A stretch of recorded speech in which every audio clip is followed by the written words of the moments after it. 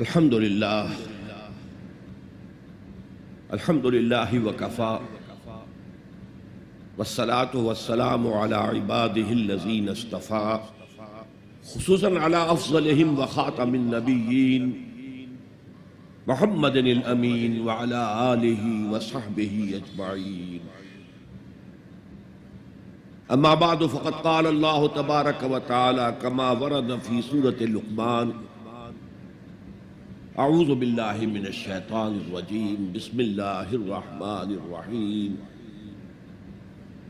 وَلَقَدْ آتَيْنَا لُقْمَانَ الْحِكْمَةَ أَنِ اشْكُرْ لِلَّهِ وَمَنْ يَشْكُرْ فَإِنَّمَا يَشْكُرُ لِنَفْسِهِ وَمَنْ كَفَرَ فَإِنَّ اللَّهَ غَنِيٌّ حَمِيدٌ. وَإِذْ قَالَ لُقْمَانُ لِابْنِهِ وَهُوَ يَعِظُهُ يَا بُنَيَّ لَا تُشْرِكْ بِاللَّهِ إِنَّ الشِّرْكَ لَظُلْمٌ عَظِيمٌ. وَوَصَّيْنَا الْإِنسَانَ بِوَالِدَيْهِ حَمَلَتْهُ أُمُّهُ وَهْنًا عَلَى وَهْنٍ وَفِصَالُهُ فِي عَامَيْنِ أَنِ اشْكُرْ لِي وَلِوَالِدَيْكَ إِلَيَّ الْمَصِيرُ. وَإِنْ جَاهَدَاكَ عَلَىٰ أَن تُشْرِكَ بِي مَا لَيْسَ لَكَ بِهِ عِلْمٌ فَلَا تُطِعْهُمَا وَصَاحِبْهُمَا فِي الدُّنْيَا مَعْرُوفًا وَاتَّبِعْ سَبِيلَ مَنْ أَنَابَ إِلَيَّ ثُمَّ إِلَيَّ مَرْجِعُكُمْ فَأُنَبِّئُكُمْ بِمَا كُنْتُمْ تَعْمَلُونَ.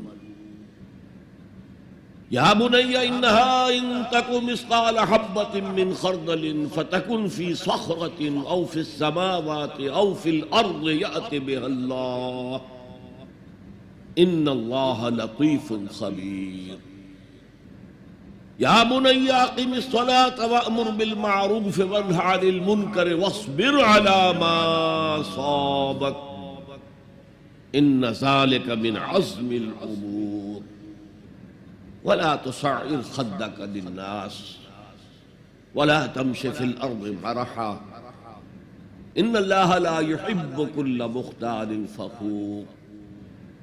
وَاقْصِدْ فِي مَشْيِكَ وَاغْضُضْ مِنْ صَوْتِكَ إِنَّ أَنكَرَ الْأَصْوَاتِ لَصَوْتُ الْحَمِيرِ. صدق اللہ العظیم. رب اشرح لي صدري ويسر لي أمري واحلل عقدة من لساني يفقهوا قولي. اللهم ربنا ألهمنا رشدنا وأعذنا من شرور أنفسنا. اللهم أرنا الحق حقا وارزقنا اتباعه وأرنا الباطل باطلا وارزقنا اجتنابه. آمین یا رب العالمین. معزز حاضرین اور محترم خواتین، السلام علیکم ورحمۃ اللہ وبرکاتہ. ہماری آج کی گفتگو کا عنوان اور موضوع مشکلات القرآن میں سے ہے. ہمارے دین کے گہرے فہم سے تعلق رکھنے والا ہے. آیا ایمان کل کا کل کسی نبی کے ان امور ایمانی کی اطلاع دینے پر منحصر ہے، یا اس ایمان کی کوئی جڑ عقل انسانی اور فطرت انسانی میں موجود ہے؟ یہ گویا کہ ماہیت ایمان، حقیقت ایمان کے موضوع سے بہت گہرے تعلق رکھنے والا موضوع ہے. اس کے لیے سب سے پہلے ہم نے منتخب کیا ہے ایک ایسے شخص کے ذکر کو جو نہ نبی تھا نہ کسی نبی کا پیروکار تھا، صرف ایک حکیم اور دانا اور سلیم الفطرت اور سلیم العقل انسان تھا. وہ اپنے غور و فکر سے اور اپنی فطرت کے اندر چھپی ہوئی شہادتوں سے ایمان کے ضمن تک کہاں پہنچا، یہ در حقیقت اس موضوع پر ایک مثال ہے جو قرآن میں پیش کی گئی ہے. حضرت لقمان عرب میں مشہور تھے، ایک بہت دانا اور حکیم انسان. ان کے مقولے مشہور تھے، انہیں کوٹ کیا جاتا تھا. جیسے آپ دیکھتے ہیں میں اپنے خطابات میں علامہ اقبال کو کوٹ کرتا ہوں، ایسے ہی ان کو بھی کوٹ کیا جاتا تھا، ان کے اقوال افعال. لیکن وہ عرب نہیں تھے. وہ نوبیا ایک علاقہ ہے کہ جو موجودہ سوڈان اور مصر کی سرحد کے قریب، حصہ سوڈان کا ہے لیکن مصر کے سرحد کے ساتھ ملحق، وہاں کے رہنے والے انسان تھے. سوسائٹی کے کسی اونچے طبقے سے تعلق نہیں تھا، پیشے کے اعتبار سے بڑھئی تھے، کارپینٹر. لیکن اللہ تعالیٰ جس کو چاہے حکمت سے نواز دے. وَمَن يُؤْتَ الْحِكْمَةَ فَقَدْ أُوتِيَ خَيْرًا كَثِيرًا. جس کو اللہ تعالیٰ حکمت عطا کر دے اس کو تو گویا خیر کثیر عطا کر دیا. شاہ ولی اللہ دہلوی رحمۃ اللہ علیہ کی ایک تالیف کا نام خیر کثیر بھی ہے، جیسے حجت اللہ البالغہ ان کی مشہور ترین کتاب ہے. تو خیر کثیر کیا ہے؟ حکمت. اس پہلو سے جیسا کہ میں عظمت قرآن کے ضمن میں عرض کر چکا ہوں کہ تعلیم و تربیت نبوی علی صاحب الصلاۃ والسلام کا جو ٹاپ کا درجہ ہے وہ تعلیم حکمت. یتلو علیہم آیاتہ ویزکیہم ویعلمہم الکتاب والحکمہ. حضرت لقمان کو اللہ تعالیٰ نے حکمت عطا کی. اسی طرح حضرت یحییٰ کے بارے میں آتا ہے وَآتَيْنَاهُ الْحُکْمَ صَبِیًّا. ہم نے اسے بچپن ہی میں حکمت عطا کر دی تھی. یہ جو حضرت لقمان ہیں، میں نے ان کے ضمن میں دو لفظ استعمال کیے ہیں، سلیم الفطرت، سلیم العقل. پہلے ان کو ڈیفائن کر دیا. انسان میں ایک عقل ہے اور یہ ہمارے وجود حیوانی کا حصہ ہے. تمام حیوانات میں عقل ہے، تھوڑی ہے، کم ہے، لیکن ہے. انسان میں یہ عقل ترقی کرتے ہوئے بہت بلندی پر پہنچی ہے. اسی عقل کا ظہور ہوا ہے بڑے بڑے فلسفیوں کی شکل. سقراط، افلاطون، ارسطو، یہ کون تھے؟ تو عقل جو ہے یہ خود اپنی جگہ پر ایک روشنی ہے، لیکن یہ انتہائی مقصود تک نہیں پہنچا سکتی. اس کی لیمیٹیشنز ہیں. اقبال کہتا ہے گزر جا عقل سے آگے کہ یہ نور چراغ راہ ہے، منزل نہیں ہے. یہ راستہ تو دکھاتی ہے لیکن منزل تک نہیں پہنچا سکتی. دوسری طرف لفظ فطرت ہے. فطرت کسے کہتے ہیں؟ فطرت کا تعلق انسان کے روحانی وجود سے. یہ روحانی وجود جو ہے اپنے اندر کچھ گواہیاں لیے ہوئے ہے. اس وجود کے اندر اللہ کی معرفت اور اللہ کی محبت موجود ہے، لیکن پوٹینشل فارم میں ہے، بالقوہ ہے. اس کا ظہور ایک پروسیس سے ہوتا ہے. اس پروسیس پر ہم بعد میں آج گفتگو کریں گے انشاءاللہ. ابھی صرف ان دونوں اصطلاحات کو پہچان لیجیے.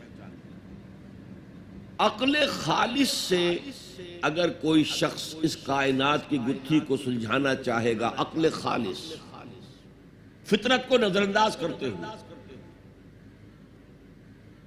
فطرت کے اشاروں کو نظر انداز کرتے ہوئے، فطرت کے اشاروں کی کرتا ہے نگہبانی، یا بندہ صحرائی یا برد کوہستانی، وہ فطرت سے قریب تر ہوتا ہے. بڑے بڑے شہروں میں رہنے والے لوگ فطرت سے دور تر ہو جاتے ہیں. بہت سے لوگوں کو آسمان دیکھنے کا موقع نہیں ملتا. اگر جا رہے ہیں دفتر کار میں جا رہے ہیں، اوپر چھت ہے، نکلتے ہی اندر گھس گئے، باہر نکلے ہیں فوراً بیٹھ گئے کار. گھر میں آئے ہیں، اپنے فلیٹ کے کسی مالے پر پہنچ گئے، وہاں کہاں آسمان نظر آئے. تو جتنا جتنا تمدن آگے بڑھا فطرت سے دور ہوتا چلا گیا. لیکن اس فطرت کے اندر جو شہادت مضمر ہے وہ ایک بہت بڑی حقیقت ہے۔ اب اگر تو یہ دونوں چیزیں فطرت کے اشارات اور عقل کی رہنمائی، دونوں کے نتیجے میں، دونوں کے امتزاج سے جو شے وجود میں آئے گی اس کا نام حکمت ہے، اور جو عقل خالص سے جو شے وجود میں آئے گی وہ فلسفہ ہے۔ قرآن مجید نے فلسفے کا لفظ استعمال نہیں کیا، عقل خالص اور خالص منطق کے نتیجے میں انسان جہاں تک پہنچتا ہے اسے فلسفہ کہہ سکتے ہیں۔ اور یہ فلسفے جو ہیں، میں نے کسی موقع پر شاید عرض کیا ہے کہ ویسے تو بے شمار ہیں، ایگزسٹانشلزم ہے اور امپیریلزم ہے اور میٹیریلزم ہے اور ریئلزم ہے اور آئیڈیلزم ہے، نہ معلوم کتنے اسم، لاجیکل پازیٹیوزم ہے برٹرینڈ رسل کا، لیکن یہ دو بڑی بڑی کیٹیگریز میں تقسیم ہے۔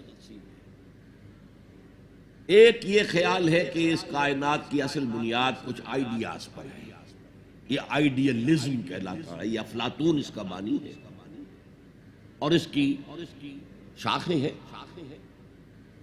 ایک یہ کہ نہیں، اصل وہ نہیں، تصورات نہیں، اصل یہ کائنات ہے، یہ ریئل ہے، یہ ریئلزم کہلاتا ہے، اسی کی شاخیں ہیں، امپیریلزم، میٹیریلزم، لاجیکل پازیٹیوزم وغیرہ وغیرہ۔ عقل خالص جو ہے اس کے بارے میں نوٹ کر لیجئے کہ اس کی آخری انتہا یا سکیپٹسزم ہے، ارتیابیت، شک، ہر طرح شک، ہر چیز کے بارے میں شک، اور یا پھر ایگنوسٹسزم ہے، لا ادریت، کہ ہم نہیں پہچان سکتے، اس حقیقت کا علم حاصل کر ہی نہیں سکتے، وہاں تک ہماری رسائی ہو ہی نہیں سکتی، لا ادری، میں نہیں جانتا، تو لا ادریت، ایگنوسٹسزم، یا ارتیابیت، غیب سے بنا ہے شک، اور اس سے بنا ہے سکیپٹسزم۔ اصل میں اگر عقل سفر کرے فطرت کی رہنمائی میں، دونوں کے امتزاج سے ایک یقین پیدا ہو، بعض حقائق تک انسان خود پہنچ جاتا ہے، پھر ان حقائق کی جب پرزور تائید ہوتی ہے کسی نبی کے پیغام کے ذریعے تو فوراً لبیک کہتا ہے، جیسے کہ پہلے سے منتظر بیٹھا تھا۔ دیکھنا تقریر کی لذت کے جو اس نے کہا، میں نے یہ جانا کہ گویا یہی میرے دل میں تھا،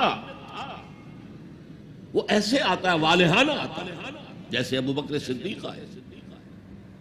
حضور فرماتے ہیں میں نے جس شخص کے سامنے بھی دعوت رکھی اپنی، اس نے کچھ نہ کچھ توقف ضرور کیا، کچھ غور و فکر کے لیے وقت صرف کیا، کچھ نہ کچھ تردد رہا اس کو، سوائے ابو بکر کہ میں نے جیسے ہی اس کے سامنے دعوت رکھی اس نے فوراً تصدیق۔ اس کی وجہ کیا ہے؟ وہ ان مقامات پر خود پہنچ چکے تھے اپنی عقل اور فطرت کی رہنمائی میں، تبھی تو تصدیق کر سکتا ہے، ورنہ کتنی بڑی بات ہے، میں اللہ کا رسول ہوں، مجھے مانو، ایمان لاؤ مجھ پر۔ لیکن یہ کہ اگر اندر وہ کچھ موجود ہے پہلے سے، اس بات کی دعوت دے رہے ہیں، تو اس کی تصدیق میں کوئی دیر نہیں لگے گی۔ تو اس کی ایک کامل مثال، غور کیجئے کہ ایک شخص جو نہ نبی ہے نہ رسول ہے، اور اس کا اتنا مفصل ذکر ہو رہا ہے، 8 آیات پر مشتمل ایک رکوع مکمل، اور آپ کو معلوم ہے اس سورت کا نام بھی سورہ لقمان، چونکہ ابھی میں نے رکوع کا لفظ استعمال کیا تو اس کی تعریف بھی آپ کے سامنے بیان کر۔ حضور کے زمانے میں 2 ہی اصطلاحات تھی، آیت سورت، آیت سورت، آیات سور۔ اس کے سوا ایک اور اصطلاح تھی، حزب یا منزل۔ قرآن کی سورتوں کو 7 حصوں میں تقسیم کیا گیا تھا تاکہ روزانہ ایک حصہ کی تلاوت کر کے، جو رات کو ہوتی تھی بالعموم تہجد میں، انسان ایک ہفتے میں قرآن مجید ختم کر لے۔ یہ 3 اصطلاحات تو ہیں دور نبوی کی، آیات، سور، سورتیں، اور احزاب یا منزلیں، یہ چوتھی اصطلاح آئی ہے رکوع، یہ صحابہ کے دور کے بعد ہے۔ بڑی صورتوں کو اس لیے رکوعوں میں تقسیم کیا گیا کہ ایک رکوع کو ایک رکعت میں پڑھ لیا جائے، رکعت رکوع کے ساتھ ہے۔ آپ کو معلوم ہے جسے جماعت میں رکوع مل گیا اس کی رکعت ہو گئی، اس کی رکعت جو ہے وہ پوری ہے۔ ظاہر بات ہے کہ سورہ بقرہ جو ہے پوری ایک رکعت میں پڑھنا تو ممکن نہیں ہے عام انسان کے لیے، لہذا اسے تقسیم کیا گیا رکوعوں میں، اور یہ تقسیم بڑے ارلی دور میں ہو گئی تھی، دور نبوت کے فوراً بعد، اور یہ تقسیم بڑی حکمت پر مبنی ہے، ایک مضمون مکمل ہو جائے، ایسا نہ ہو کہ ایک بات چل رہی تھی اور اچانک امام جو ہے وہ رکوع میں چلا گیا، بات کٹ گئی، اور پھر کبھی اس نے بات ایسی شروع کر دی جس کا تعلق اپنے ما سبق سے ما قبل سے ہے ہی نہیں۔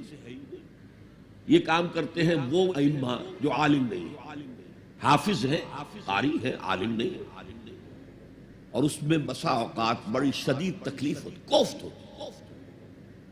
تو یہ رکوع جو ہے ان میں بڑی صورتوں کو تقسیم کیا گیا تاکہ اتنے حصے ہو جائیں کہ ایک رکعت میں ایک انسان تلاوت کر لے اور مضمون پورا ہو جائے، بات کہیں درمیان میں نہ ٹوٹے۔ اب دیکھیے اس پورے رکوع کا اس وقت درس دینا میرے لیے ممکن نہیں ہے، اس کو میں نے صرف ایک شہادت کے طور پر پیش کیا ہے، لیکن اس کے ذریعے ہمیں معلوم ہو جائے گا کہ عقل و فطرت کی رہنمائی میں انسان کہاں تک پہنچ سکتا ہے، جہاں سے آگے صرف عقل و فطرت رہنمائی نہیں کر سکتی۔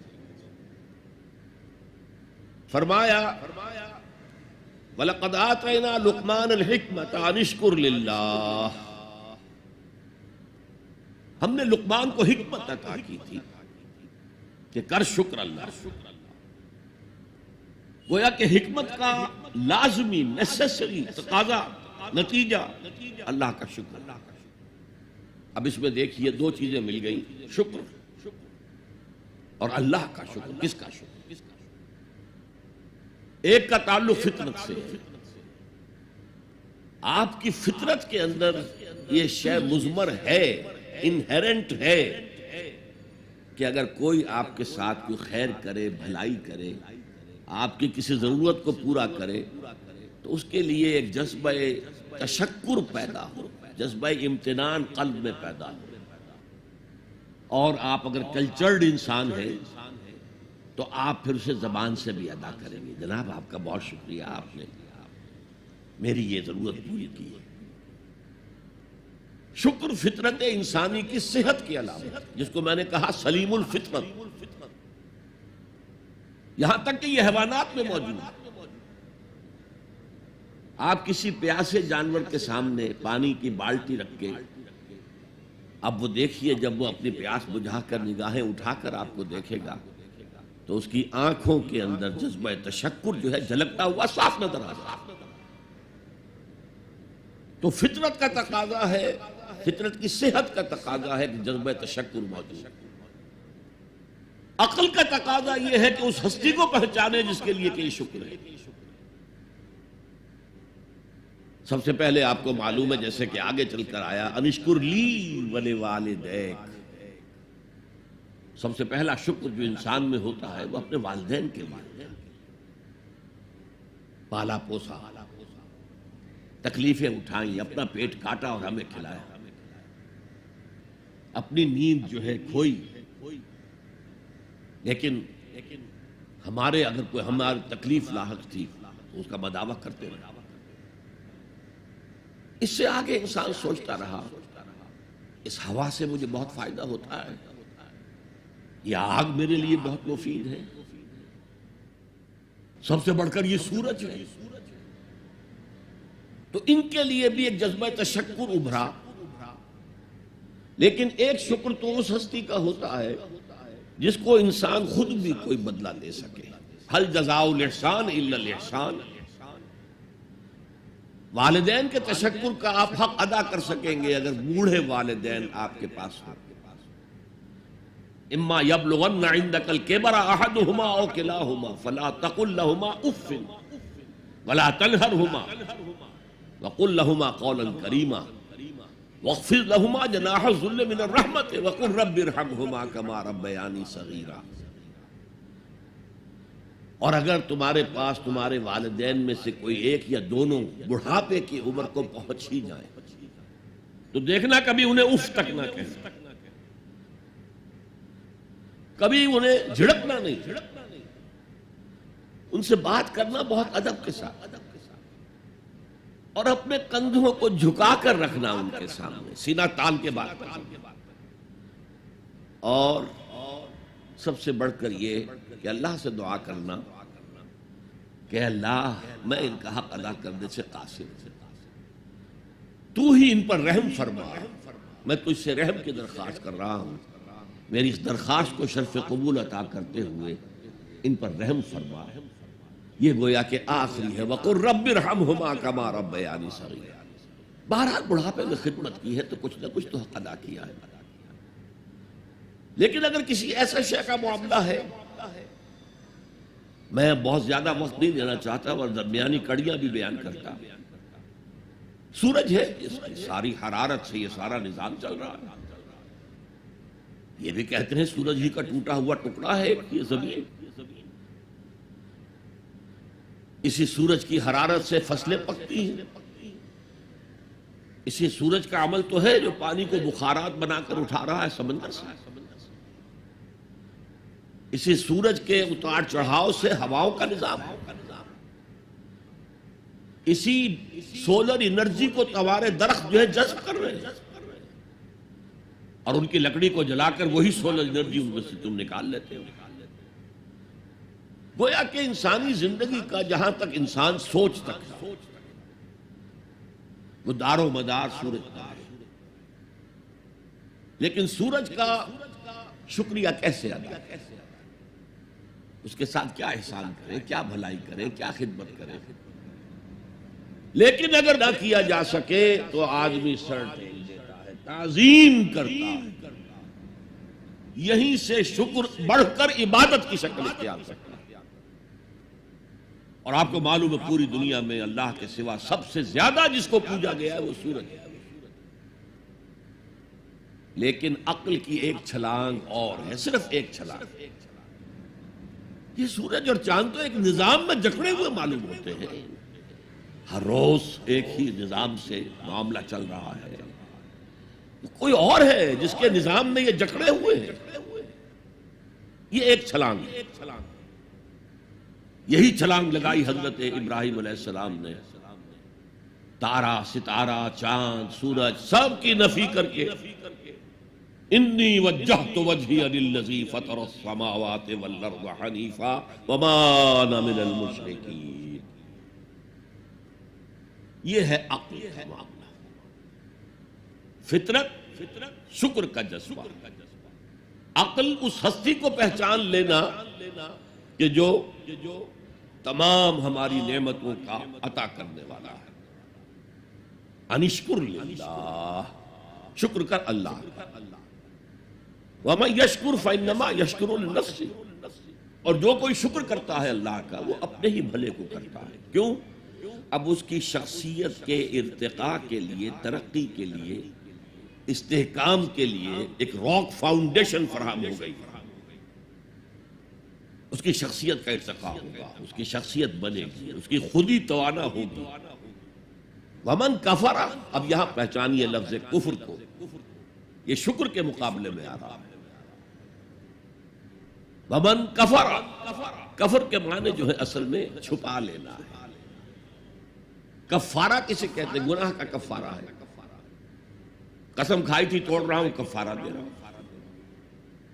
یا کہیں کہہ بیٹھا تھا اپنی بیوی کو تم میری ماں کی طرح ہو، اس کو کفارہ دینا ہے، سورہ مجادلہ میں ذکر۔ تو ڈھانپ دینا یعنی فطرت سے ابھرنے والے اس جذبے کو روک دینا، جذبہ تشکر کو دبا دینا، یہ کفر ہے۔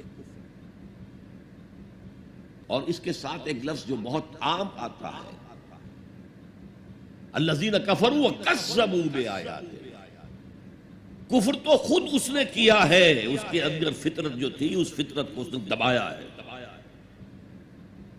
سیکنڈریلی جب رسول کی دعوت سامنے آئی ہے، آیات سامنے آئی، ان کا انکار کیا ہے، تکذیب کی۔ یہ دو چیزیں ایک نہیں ہے، ہم مانی نہیں ہے۔ یہ ایسا نہیں ہے کہ جیسے گورا چٹا، یہ گویا کہ ایک ہی مفہوم کے لیے دو الفاظ ہیں، نہیں نہیں، کفر اور شے ہے، تکذیب بالکل دوسری شے ہے، جھٹلا دینا۔ تو وَمَنْ كَفَرَ فَإِنَّ اللَّهَ غَنِيٌّ حَمِيدٌ، تو اللہ تعالیٰ تو غنی ہے، اسے کوئی احتیاج نہیں ہے کہ کوئی اس کی تعریف کرے نہ کرے، اس کا کوئی شکر ادا کرے نہ کرے۔ وہ حمید ہے، اپنی ذات میں خود ستودہ صفات ہے، خود محمود ہے، کوئی حمد کرے نہ کرے۔ البتہ حمد کے معنی یہاں سمجھ لیجئے، حمد شکر اور ثنا دونوں سے مل کر بنتا ہے۔ الحمدللہ کل ثنا بھی اللہ کے لیے ہے اور کل شکر بھی اللہ۔ انشکر للہ ومن یشکر فانما یشکر لنفسہ ومن کفر فان اللہ غنی حمید۔ اسی کے ساتھ عقل قدم آگے بڑھتی ہے۔ وَإِذْ قَالَ لُقْمَانُ لِابْنِهِ وَهُوَ يَعِظُهُ يَا بُنَيَّ لَا تُشْرِكْ بِاللَّهِ۔ ذرا یاد کرو جب کہ کہا تھا لقمان نے اپنے بیٹے سے، اور وہ اسے واعظ کہہ رہے تھے، نصیحت کر رہے تھے۔ عام طور پر یہی خیال ہے کہ یہ انتقال کے وقت کی نصیحت اور وصیت تھی۔ اب ظاہر بات ہے کہ انسان اپنے انتقال کے وقت اپنے بیٹے کو وہی باتیں بتائے گا جو اہم ترین ہے اس کے نزدیک، اس کی زندگی کا حاصل ہے۔ دولت مند شخص اپنے دولت کا حساب بتائے گا، کہاں کہاں کس کس شکل میں ہے۔ حکیم انسان کے لیے اس کی حکمت ہی اس کا اصل خزانہ ہے، دولت ہے۔ تو اس حکمت کا خلاصہ اور لب لباب ہے جو حضرت لقمان منتقل کر رہے ہیں اپنے بیٹے کو۔ اسی کو اقبال نے کہا تھا کہ یہی ہے متاع فقیر، میرے قافلے میں لٹا دے اسے، لٹا دے ٹھکانے لگا دے اسے۔ میرے پاس جو حکمت ہے، جو بھی میں نے قرآن سے اخذ کی ہے حکمت، یہی کچھ ہے۔ ساقی متاع فقیر، اس اے ساقی متاع فقیر یہی کچھ ہے، میرے قافلے میں لٹا دے اسے، لٹا دے ٹھکانے لگا دے اسے۔ اب حضرت لقمان کیا کہہ رہے ہیں؟ پہلی وصیت، پہلی نصیحت، اللہ کے ساتھ شرک نہ کرنا۔ یہ بھی عقل کا تقاضا ہے۔ یہ پورا نظام کائنات کا اتنا مرکزیت لیے ہوئے ہے، اس کے اجزاء آپس میں اس طرح مربوط ہیں کہ یہاں کنٹرول کسی ایک ہی ہستی کا چل سکتا ہے، دو کا نہیں۔ دو کا ہوگا لفسدتا، اللہ کے سوا بھی کوئی الہ ہوتا تو کائنات میں فساد ہو جاتا۔ ایک کی مرضی یہ ہے، دوسرے کی یہ ہے۔ قرآن میں یہ بھی آیا ہے کہ پھر ہر جو الہ، ہر خالق اپنی شے لے کے علیحدہ ہو جائے گا۔ ایک ہستی ہے جو اس کائنات کو کنٹرول کر رہی ہے، ایک ذہن ہے جو اس کائنات میں کار فرما ہے، ایک حکمت ہے جو اس پوری کریشن کی پشت پر ہے۔ ایک قل هو اللہ احد، یہ ہے حکمت کا دوسرا نتیجہ عقل کے اعتبار سے۔ لا تشرک باللہ، اب یہاں میں شرک کی اقسام نہیں بیان کر سکتا۔ ان الشرک لظلم عظیم، یقیناً شرک بہت بڑی زیادتی ہے، بہت بڑا ظلم ہے۔ ظلم کسے کہتے ہیں؟ عربی میں اس کو کہتے ہیں وضع شیء فی غیر محلہ، کسی شے کو اس کے اصل مقام سے ہٹا دینا۔ اور شرک کی دو ہی شکلیں ہیں، یا تو خدا کو اس کے اصل مقام رفیع سے اتار کر مخلوقات کی صف میں لے آتے ہیں،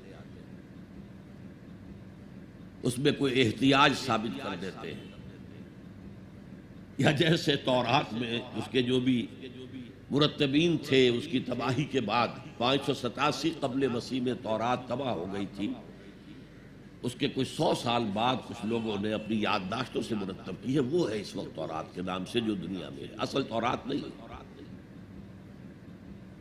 اس کے جو مرتبین ہیں انہوں نے یہ بھی لکھ دیا ہے کہ حضرت یعقوب کی اور اللہ کی کشتی ہوئی اور حضرت یعقوب نے اللہ کو پچھاڑ دیا. یہ بھی ہے انسانی سطح پر لے آئے. یا پھر مخلوقات میں سے کسی کو اللہ کی جگہ پہنچا دے. دونوں جو ہیں ظلم، یعنی وضع شے فی غیر محلہ، شے کو اس کی اصل حقیقت سے، اصل جگہ سے، اصل مقام سے، اصل مرتبے سے ہٹا دینا. ان الشرک لظلم عظیم. شرک فی الذات بدترین شرک ہے. اللہ کی ذات میں بیٹا ماننا، بیٹی ماننا، یا یہ اللہ ہی نے اس کائنات کی شکل اختیار کر لی، ہر چیز خدا ہے. فلسفوں میں یہ ہماؤس کا فلسفہ، یہ شرک فی الذات کی بدترین صورت ہے، بدترین صورت. پھر شرک فی صفات ہے. بدقسمتی سے ہماری زبان میں الفاظ، صفات کے لیے جو الفاظ ہیں وہ مشترک ہیں اللہ میں اور مخلوق میں. اللہ موجود ہے، ہم بھی موجود ہیں. اللہ علیم ہے، ہم بھی علیم ہے. عالم ہے، علامہ بھی ہے، علامہ. یہ جو اشتراک لفظی ہے اس سے بھی مغالطے پیدا ہوتے ہیں. اللہ کی جملہ صفات اس کی ذاتی ہے، قدیم ہے جیسے اس کی ذات قدیم ہے، اور غیر انتہائی ہے، لا محدود. جبکہ مخلوقات کی ہر صفت عطائی ہے، اللہ کی دی ہوئی ہے، ذاتی نہیں ہے. محدود ہے، لا محدود نہیں ہے. اور جیسے اس کا وجود حادث ہے اس کی صفت بھی حادث ہے. یہ فرق اگر ملحوظ رہے تب تو آدمی بچ جائے گا شرک فی صفات سے، ورنہ گڑبڑ ہو جاتا ہے. پھر شرک فی الحقوق، اللہ کا حق ہے کہ اس کی بندگی کی جائے، اس کا حکم مانا جائے، اس کا قانون نافذ کیا جائے، اس کی حاکمیت تسلیم کی جائے. اس میں اگر آپ آ کر شریک ہو گئے، ہم خود حاکم ہیں، حاکمیت جمہور، سلطانی جمہور کا آتا ہے زمانہ، جو نقش کہن تم کو نظر آئے مٹا دو. شرک ہے. فرعون خدائی کا دعویٰ کر کے عظیم ترین شرک کا ارتکاب کر رہا تھا. نمرود نے خدائی کا دعویٰ کیا، عظیم ترین شرک کا ارتکاب کر رہا. یہ شرک کی میں نے 3 موٹی، اس میں تفاصیل ہیں بہت. تو اس قال لقمان لابنہ وہو یعظہ یا بنی، اب بنیہ کو نوٹ کیجئے، اے میرے چھوٹے سے بچے. اس کا یہ مطلب نہیں ہے، یہ پیار سے ہے. والدین کے لیے بیٹے جوان ہو جائے تب بھی بچے ہی رہتے ہیں، وہ محبت ان سے اسی طرح کرتے ہیں جیسے چھوٹے بچوں سے کرتے ہیں. تو یہ اس میں تصغیر ہے، یا بنی، اے میرے چھوٹے سے بچے، لا تشرک باللہ، اللہ کے ساتھ شرک مت کیجو. ان الشرک لظلم عظیم، شرک بہت بڑا ظلم ہے. ووصینا الانسان بوالدیہ. اب حضرت لقمان کی نصیحتوں کا سلسلہ توڑ کر بیچ میں اللہ ایک وصیت خود اپنی کر رہے ہیں یا اس کا اثبات کر رہے ہیں. اور ہم نے وصیت کی ہے انسان کو اس کے والدین کے بارے میں. یہ بھی فطرت انسانی میں ہے، والدین کا شکر ادا کرنا، والدین کے حقوق تسلیم کرنا، ماننا، ان کی خدمت کرنا. بچپن میں انہوں نے انگلی پکڑ کر تمہیں چلایا تھا، اب ہو سکتا ہے بوڑھے باپ کو انگلی پکڑ کر آپ کو چلانا پڑے. تو اس کو اپنی طرح منسوب کیا. کیوں؟ اگر حضرت لقمان کہتے تو اس میں ذرا جھجک والی بات تھی کہ اپنے حقوق اپنے بچے کو بتا رہے ہیں. اللہ نے مضمون کی تکمیل کے لیے ووصینا الانسان بوالدیہ. اس سے پہلے سورہ عنکبوت میں آیا ہے ووصینا الانسان بوالدیہ حسنا. ہم نے انسان کو وصیت کی ہے والدین کے حق میں بھلائی کی، ایک سلوک کی. اچھا، والدین میں سے والدہ کا معاملہ والد کے مقابلے میں بہت بڑھ کر. والد تو آپ کو معلوم ہے جو بھی ایک تعلق ہوا بیوی سے، اس کے بعد کا جو سارا معاملہ ہے وہ تو ماں کے پیٹ میں، ماں کا خون چوس کر وہ بچہ پل رہا ہے. حملتہ امہ وہنا علی وہن، اسے اٹھائے رکھا اس کی ماں نے کمزوری پر کمزوری جھیل کر. وفصالہ فی عامین، پھر 2 سال تک جوک کی طرح چمٹا رہا ہے اور اس کا دودھ پیتا رہا ہے، اس کی توانائی سٹ کرتا رہا. لہذا والدہ کا حق والد کے مقابلے میں ایک حدیث نبوی کی روح سے 3 گنا، یہ بہت اہم نقطہ ہے۔ یہ ایک حدیث میں آتا ہے کہ ایک صحابی نے حضور سے پوچھا، حضور میرے حسن سلوک کا اولین مستحق کون ہے؟ فرمایا تیری ماں۔ کہا ان کے بعد؟ فرمایا تیری ماں۔ تیسری مرتبہ پوچھا ان کے بعد؟ تیری ماں۔ چوتھی مرتبہ پوچھا تو کہا تیرا باپ۔ گویا کہ والدہ کا حق، اس کی خدمت، اس کے ساتھ نرمی، کہیں اس کے دل کو ٹھیس نہ پہنچا دینا، اس لیے کہ بڑا سخت قسم کا نفسیاتی معاملہ ہوتا ہے۔ آپ کو معلوم ہے جب بچے تھے ہم تو اپنے والدین کی محبت کا مرکز تھے، ان کی ساری محبت ہم پر مرکوز تھی، ہم بھی ان کی شفقت کو مانتے تھے، محبت کرتے تھے۔ ہماری شادی ہو گئی، اولاد ہو گئی تو ہمارا ایک نیا مرکز محبت وجود میں آ گیا، بیوی سے محبت ہے، اولاد سے محبت ہے۔ اب بوڑھے والدین کے اندر پیاس پیدا ہوئی محبت کی۔ یہی ہمارے ہاں ساس بہو کا جھگڑا جو ہے اس کی اصل بنیاد نفسیاتی یہ ہے کہ ان کے دلوں میں پیاس ہوتی ہے۔ اب اگر ان کی دلجوئی کی جائے، ان کو وقت دیا جائے، ان کے پاس بیٹھا جائے، ان کی باتیں سنی جائیں، تب تو ان کو کچھ نہ کچھ جو ہے تسکین ہوتی ہے، ورنہ ایک بڑا احساس محرومی شدید پیدا ہو جاتا ہے والدین کے اندر۔ یہی وجہ ہے کہ صرف 2 چیزیں ہیں جن کا محض دیکھنا تعظیم اور محبت کے ساتھ موجب ثواب ہے، عبادت ہے۔ خانہ کعبہ کو محض دیکھنا عبادت ہے، بیٹھ کر تعظیماً دیکھتے رہو، طواف بھی نہیں کرنا، دیکھنا بھی عبادت، اور بوڑھے والدین کو محبت بھری نگاہ سے دیکھنا عبادت ہے۔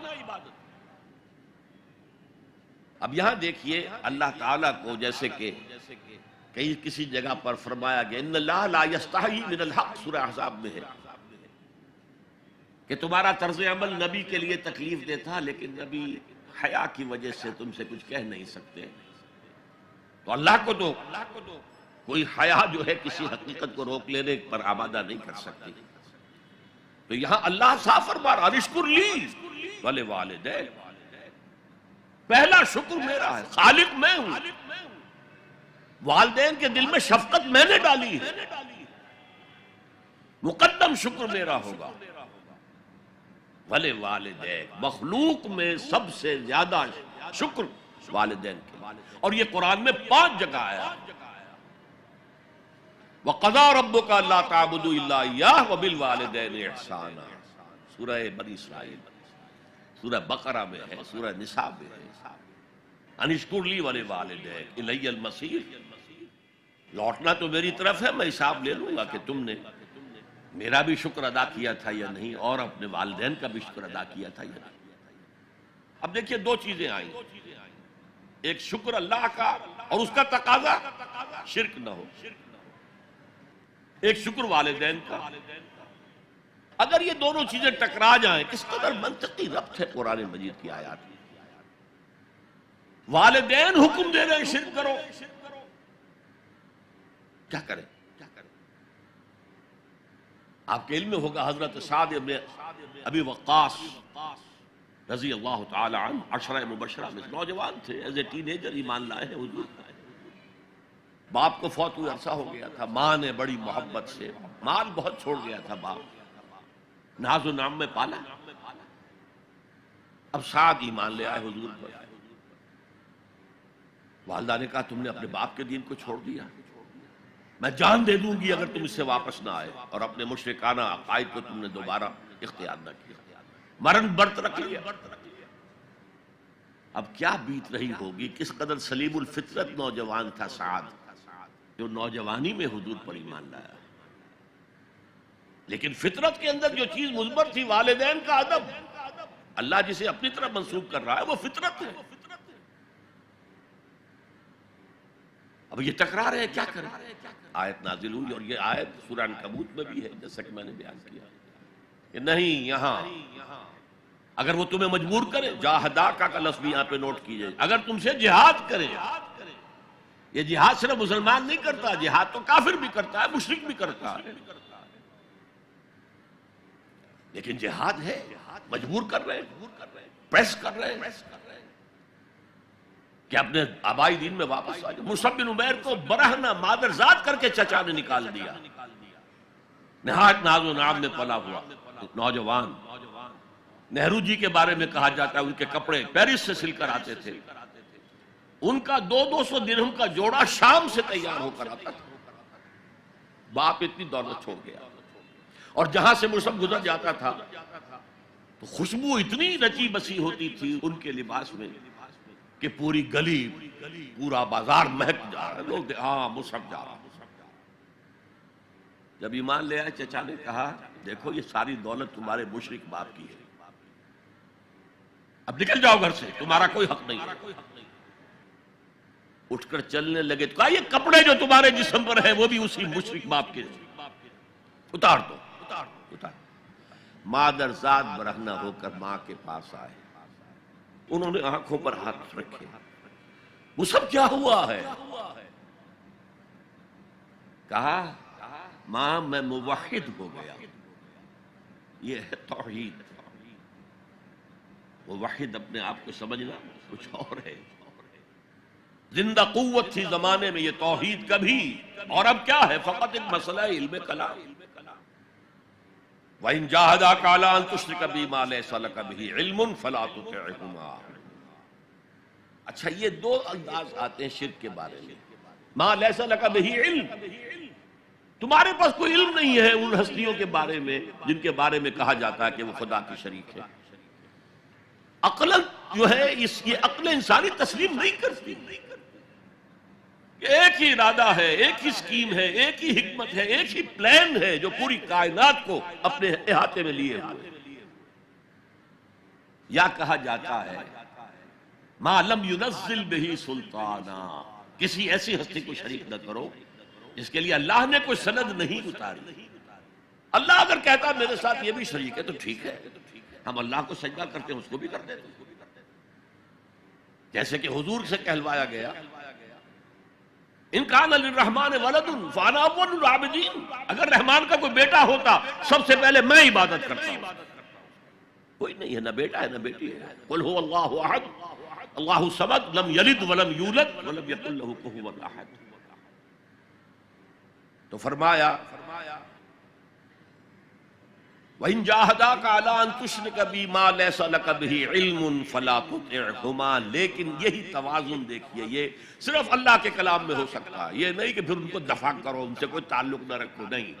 صاحبهما فی الدنیا معروفا، ان کا کہنا تو مت مانو اس معاملے میں، اللہ کا حق احق ہے، بالا تر ہے، لیکن ان کے ساتھ دنیا میں رہو معروف طریقے سے، ان کے حقوق ادا کرو، چاہے مشرک ہے والدین، چاہے کافر ہے والدین، ان کی خدمت تمہارے ذمے ہے، ان کی ضروریات پورا کرنا تمہارے ذمے ہے اپنے مقدرت کے مطابق۔ صاحبہما فی الدنیا معروفا، اور واتبع سبیل من اناب الی، پیروی والدین کی ضروری نہیں ہے، اطاعت والدین کی لازمی نہیں ہے۔ لا طاعت لمخلوق فی معصیت الخالق، کسی مخلوق کی اطاعت نہیں کی جا سکتی اگر اس سے خالق کی معصیت لازم آ رہی، تو والدین کے لیے بھی ہے، اطاعت مطلق نہیں ہے، پیروی ان کی ضروری نہیں ہے،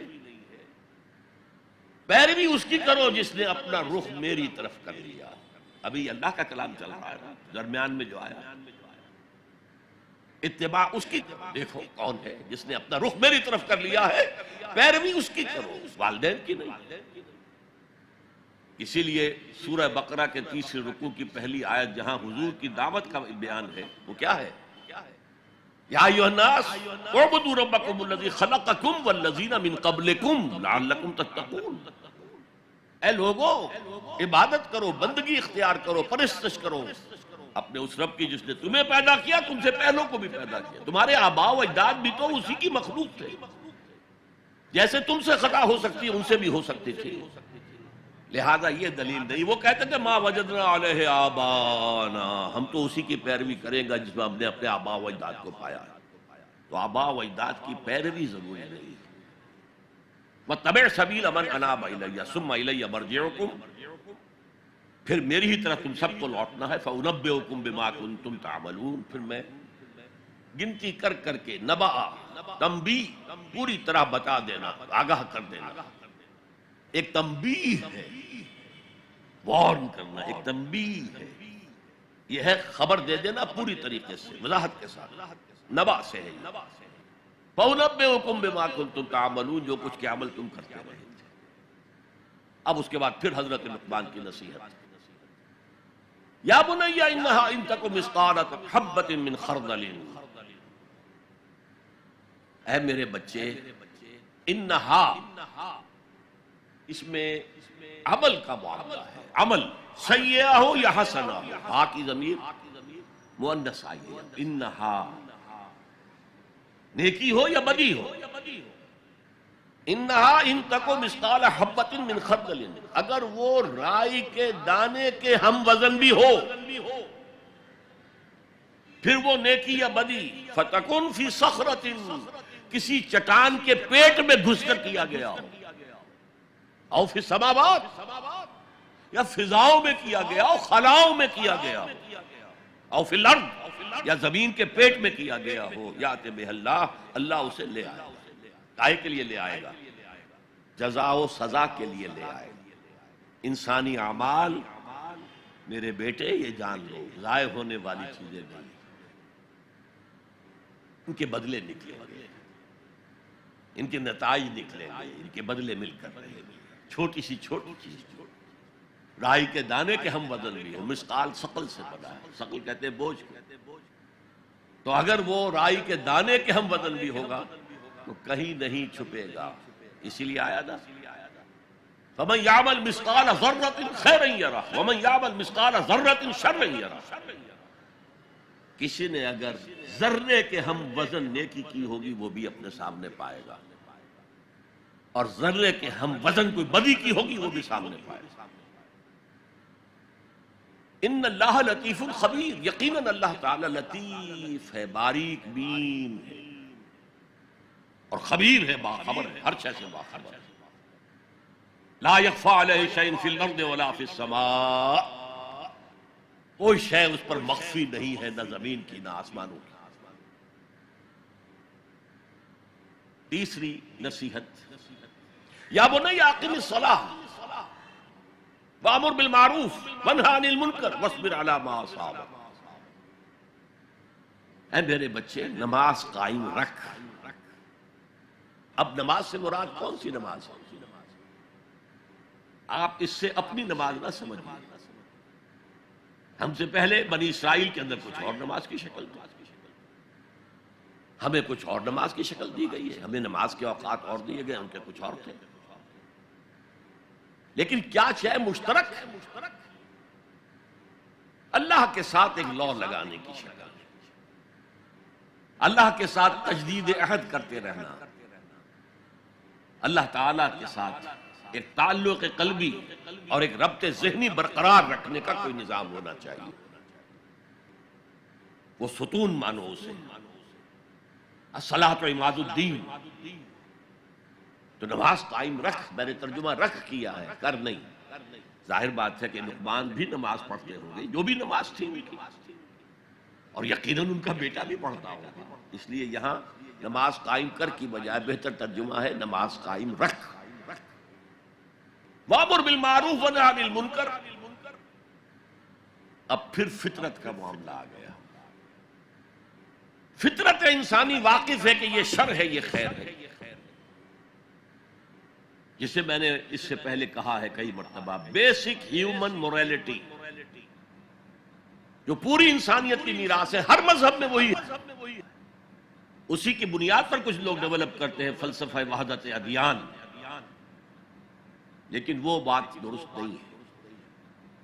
البتہ یہ کہ جہاں تک بنیادی اخلاقی تعلیمات ہیں وہ مشترک ہیں، وہ انسانوں کی مشترک میراث ہے۔ جھوٹ مت بولو، سچ بولو، وعدہ خلافی نہ کرو، وعدہ پورا کرو، راہ میں کوئی بھٹک رہا ہو تو راستہ دکھاؤ، کوئی اندھا ہے تو انگلی پکڑ کر اسے سڑک پار کرا دو۔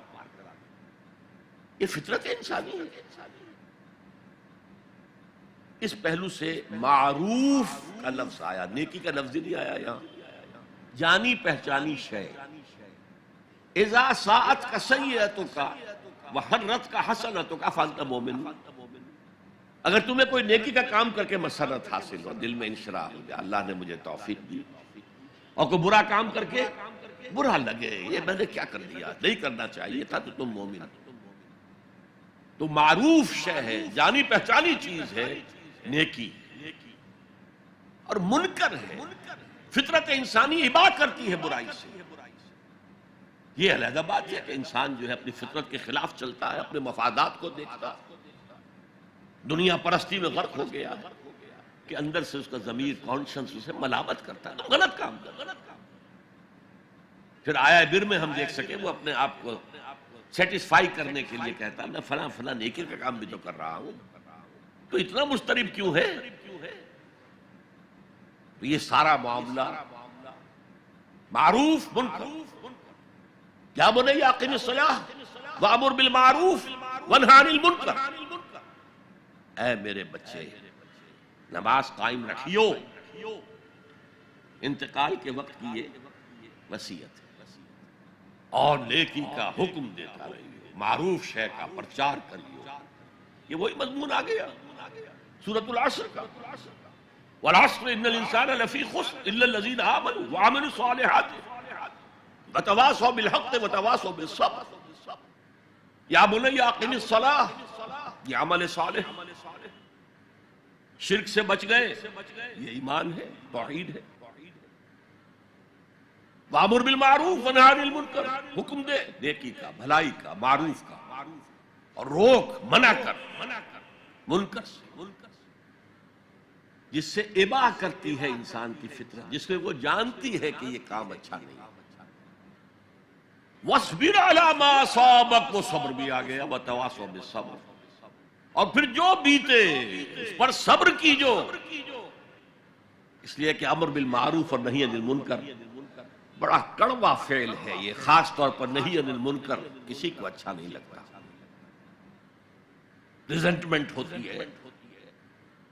بچے بھی جیسا کہ میں عرض کر چکا ہوں، اگر آپ کہہ دیں بھئی یہاں مت کھیلو، یہ کھیلنے کی جگہ نہیں ہے، تو پھر اکثر و بیشتر اپنی عزت سلامت لے کر گھر جانا ممکن نہیں ہوگا۔ اور جو سب سے بڑا حق ہے، یہ زمین، یہ کائنات اللہ کی ہے، وہ اس کا حاکم ہے، اس کی حاکمیت قائم کرو۔ تو جو خدا بنے بیٹھے ہوں اپنی حاکمیت کا سکہ چلا رہے ہیں، وہ برداشت کریں گے؟ یہ دیکھیے عیسائیت میں یہ تصور موجود ہے، آخر ہے تو حضرت عیسیٰ نبی تھے نا، اللہ کے رسول تھے، ان کی جو سورہ فاتحہ ہے، جیسے ہماری نماز کی کوئی رکعت نہیں ہو سکتی سورہ فاتحہ کے بغیر، اسی طرح لارڈز پریئر ہے ان کی جو سورہ فاتحہ کی جگہ، اور اس میں یہ جملہ Thy kingdom come, Thy will be done on earth as it is in heaven۔ اے رب تیری حکومت آئے، تیری سلطنت آئے، جسے آسمانی بادشاہت بھی کہا گیا ہے، اے رب تیری بادشاہی آئے، Thy kingdom come, Thy will be done on earth، تیری مرضی زمین پر بھی اسی طرح پوری ہو، as it is in heavens، جیسے آسمانوں میں پوری ہو رہی ہے۔ پوری کائنات تو تیرے حکم کے آگے سر بسجود ہے، دنیا میں تیرے خلاف بغاوت ہو گئی، اے رب تیری حکومت یہاں بھی قائم ہو جائے، یہاں بھی تیری مرضی کے مطابق معاملات ہیں۔ اب اس میں ظاہر بات ہے ریزنٹمنٹ ہوگا، جو خدائی کا تخت جمائے بیٹھے ہوں، جن کے ویسٹڈ انٹرسٹ ہوں، جو اس معاشرے میں پریولیج کلاسز ہوں، وہ کبھی گوارا نہیں کریں گے۔ تو یہ معمولی سی ریزنٹمنٹ کے ساتھ ساتھ بڑے سے بڑے ٹارچرز آئیں گے، سزائیں دی جائیں گی، مارا جائے گا، قتل کیا جائے گا، جیلوں میں برا جائے گا، لیکن فرمایا وَاصْبِرْ عَلَىٰ مَا أَصَابَكَ، جو بھی پڑے تم پر پھر جھیلو اور برداشت کرو۔ إِنَّ ذَلِكَ مِنْ عَزْمِ الْأُمُورِ، یہ بڑے عظیمت کے کاموں میں سے ہے،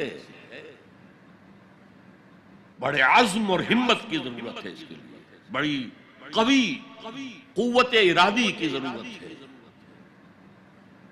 بہت پختہ ڈٹرمینیشن کی ضرورت ہے، یہ معمولی باتیں نہیں ہیں۔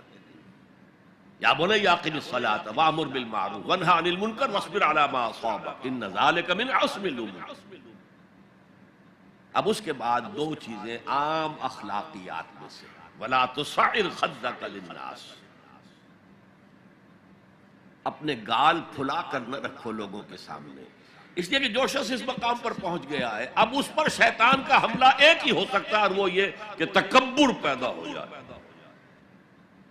دوسرے انسانوں کو وہ حقارت سے دیکھے، یہ کن گندگیوں میں پڑے ہوئے ہیں، یہ نالی کے کیڑے ہیں، نفرت پیدا ہو جائے، تکبر پیدا ہو جائے۔ سعر جو ہے ایک بیماری کا نام تھا جو کہ گردن میں اونٹ کے ہوتی تھی، جس سے اونٹ ٹیڑھی ہو جاتی تھی، تو یہ جسے آپ کہتے ہیں کج رخی، کج کلاہی، ٹوپی بھی کج رکھی ہوئی ہے، اور کوئی آپ سے بات کرتا ہے تو اس کی طرف منہ کر کے جواب نہیں دیتے، ایسے ہی جواب دے دیا۔ حضور کے بارے میں آتا ہے کہ کوئی بھی شخص اگر آپ سے بات کرتا تھا آپ پورے اس کی طرف مڑ کر اس کی بات سنتے تھے، یہ نہیں کہ بے اعتنائی کے ساتھ بس بات سن لیتے۔ وَلَا تُصَعِّرْ خَدَّكَ لِلنَّاسِ وَلَا تَمْشِ فِي الْأَرْضِ مَرَحًا، اور زمین میں اترا کر نہ چلیے، اکڑ کر نہ چلیے۔ ان اللہ لا يحب كل مختال فخور، یقیناً اللہ کو بالکل پسند نہیں ہے، مختال بنا ہے خیل سے، اختیال، گھوڑے کی چال میں ایک تمکنت ہوتی ہے، وہ تمکنت آپ اپنی چال میں اختیار کریں گے تو وہ آپ کے غرور ذہنی کا انڈیکس ہوگا، اندر کا غرور ظاہر ہوگا، کہ اس چال سے، گھوڑے کی تمکنت والی چال، وَلَا تَمْشِ فِي الْأَرْضِ مَرَحًا إِنَّ اللَّهَ لَا يُحِبُّ كُلَّ مُخْتَالٍ فَخُورٍ، فخر کرنے، علم پر فخر ہو رہا ہے، تقوی پر فخر ہو رہا ہے، مال پر فخر ہو رہا ہے، اپنے سوشل سٹیٹس پر فخر ہو رہا ہے، اللہ کو پسند نہیں۔ وَاقْصِدْ فِي مَشْيِكَ، اپنی چال میں میانہ روی اختیار کرو، نہ بہت تیز نہ بہت آہستہ، لیکن یہ اصل میں مراد ہے پوری زندگی میں ایک میانہ روی۔ اگر کوئی تنگی ہے تو بالکل ہاتھ کھینچ نہ لو، اگر کشادگی ہو گئی ہے تو اسراف اور تبذیر سے کام مت لو، میانہ روی اختیار کرو، درمیانی راستہ، اپنی چال میں، اپنی روش میں، اپنی روش میں میانہ روی اختیار کرو۔ وَاغْضُضْ مِنْ صَوْتِكَ، اور اپنی آواز کو پست رکھو۔ یہاں تھوڑی سی وضاحت ضروری ہے۔ حدیث ہمیں یہ ملتی ہے کہ حضور جب خطبہ دیتے تھے تو الفاظ عَلَىٰ صَوْتُهُ، آپ کی آواز بہت بلند ہو جاتی، وَاحْمَرَّتْ عَيْنَاهُ، آپ کی دونوں آنکھیں سرخ ہو جاتی، آپ اس طرح خطبہ دیتے تھے جیسے کوئی سپہ سالار اپنی فوج کو لڑنے پر آمادہ کر رہا۔ لہذا یہ وقت کی بات ہے۔ یہاں مراد کیا ہے؟ کسی وقت آپ کا کوئی آرگومنٹ کسی کے ساتھ ہو رہا ہے and you feel that you are losing the ground، آپ اپنی آواز بلند کر دیتے، اس کو اپنی آواز سے دبانا چاہتے، یہ نہیں۔ فرمایا مقصد فی مشیک وغضض من صوتک ان انکر الاصوات لصوت الحمیر، آواز کا بلند ہونا کوئی آواز کا حسن نہیں ہے، اگر ایسا ہوتا تو گدھے کی آواز بہت بلند ہوتی ہے لیکن کسی کو پسند آتی ہے، اور یہاں انکر کا لفظ آ گیا، وہی منکر، ناپسند ہونا، اس میں سے انکر افعل کے وزن پر، کبیر سے اکبر، صغیر سے اصغر، علیم سے اعلم، اب اس کا تجزیہ کیجئے ان 8 آیات کا۔ اگر تو یہ کسی نبی کے امتی ہوتے تو اس کا بھی نام لیتے، اس کا بھی اتباع کرو، سنت کو مضبوطی سے پکڑو، جیسے شیخ عبد القادر جیلانی کی وصایا ہے جو انہوں نے اپنے بیٹے کو کی، شاہ ولی اللہ دہلوی کی وصایا ہے۔ کسی نبی کے امتی ہوتے تو یہ کہتے، نبی ہوتے تو جو کتاب اتنی ہوتی کہتے تمسک بالکتاب، دیکھنا مضبوطی سے پکڑے رکھنا کتاب، یا خذ الکتاب بقوہ وآتیناہ الحکم صبیہ، کتاب کو مضبوطی سے تھا، اس کی کوئی یہاں تلقین نہیں۔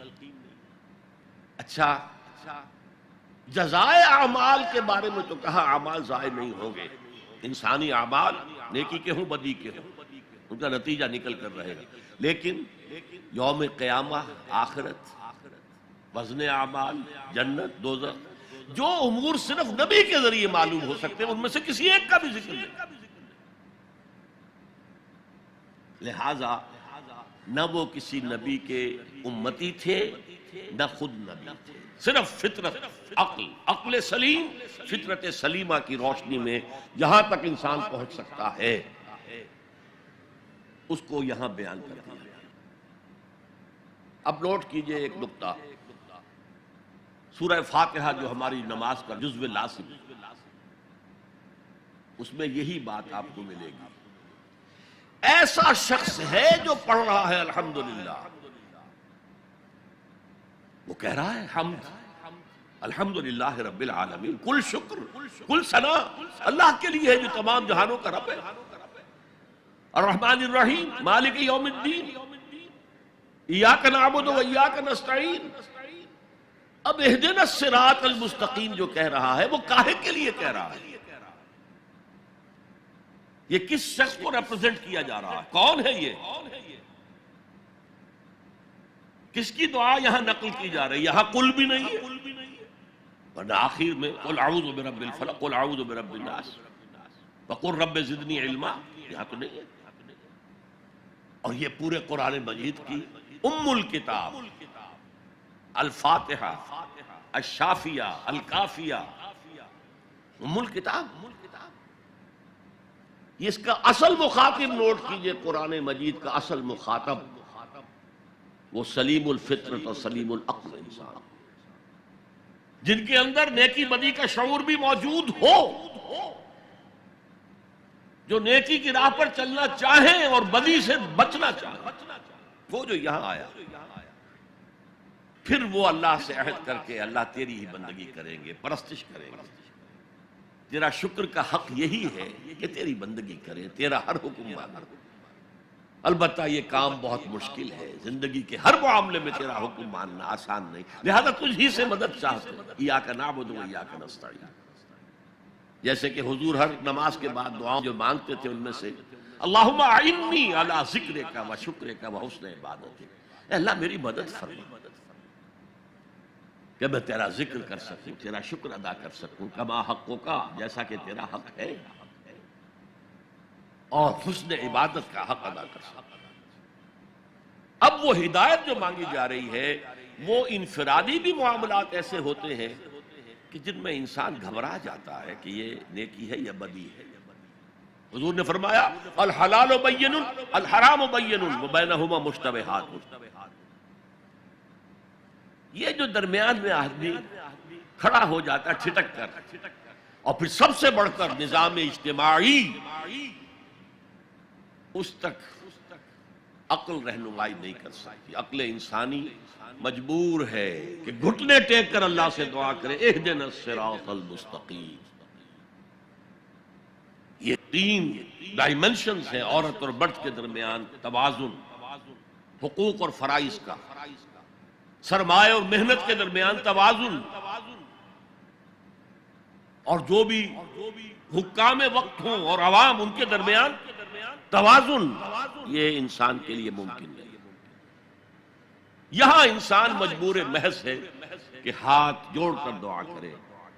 اور دیکھیے اسی کا ثبوت کیا ہے، جب اس اہدنا الصراط المستقیم کا جواب شروع ہوا ہے، یہ تو سوال تھا نا، سائل بن کر ہم نے کہا اور اب سورہ بقرہ سے جواب شروع ہو رہا ہے. دیکھو یہ ہدایت کی کتاب ہم تمہیں دے رہے ہیں، الف لام میم، ذالک الکتاب لا ریب فیہ ھدی للمتقین. یہ ہدایت ہے صرف ان کے لیے جو بچنا چاہتے ہیں. جسے کانٹ نے کہا ہے مورل لا ود ان،